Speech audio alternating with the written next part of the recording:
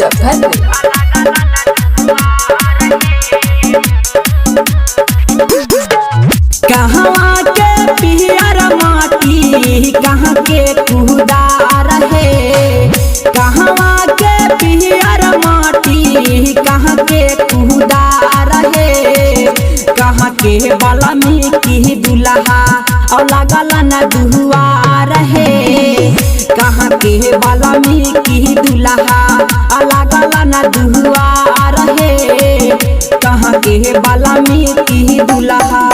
पटना के पियर माटी गाया के खुदा रहे, पटना के पियर माटी गाया के खुदा रहे, साहेबपुर के बलमी की दुल्हा अलग अलग न दुआ रहे, साहेबपुर के बलमी की दुल्हा अलग अलग न दुआ रहे, साहेबपुर के बलमी की दुल्हा।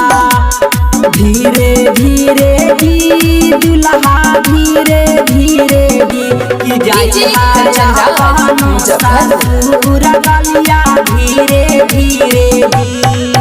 कहवा के मूंगा मोती कहवा के रीत है, कहवा के मूंगा मोती कहवा के रीत है, कहाँ के बलमी की दुल्हा अमौरिया साहित है, कहाँ के बलमी की दुल्हा अमौरिया साहित है, कहाँ के बलमी की दुल्हा।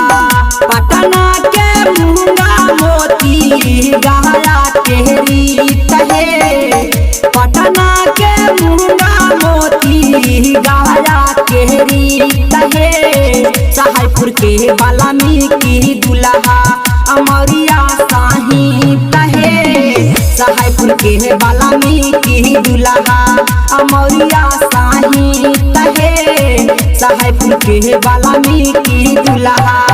भारी भारी अंजूरी से फुलवा लुटाई महे, भारी भारी अंजूरी से फुलवा लुटाई महे, आजू बलमी की दुल्हा के आरती उतारी महे, आजू बलमी की दुल्हा के आरती उतारी महे, आजू बलमी की दुल्हा के।